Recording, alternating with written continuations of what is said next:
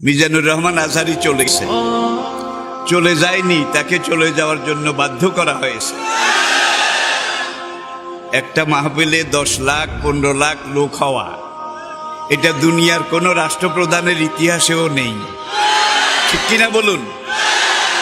আর একজন রাষ্ট্রপ্রধান যখন কোনো এলাকায় যায়, সেখানে রিজার্ভ গাড়ি দেওয়া হয়, জায়গা জায়গা থেকে গাড়ি প্রেরণ করা হয়, সার্ভ করা হয়, তাদেরকে ভাড়া দেওয়া হয়, খানা দেওয়া হয়, গরু জবাই করে একেবারে মোরগ মুসাল্লাম বিরিয়ানি এগুলো দেওয়া হয়। তারপরে যাওয়ার সময় আবার কিছু নগদ হাদিয়াও দেওয়া হয়।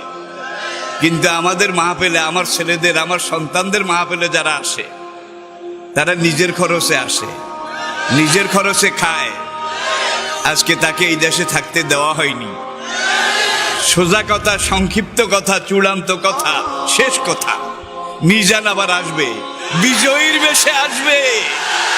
এই দেশের তাওহীদি জনতা এমন ইতিহাস সৃষ্টি করে তাকে আলিঙ্গন করবে ইনশাআল্লাহ।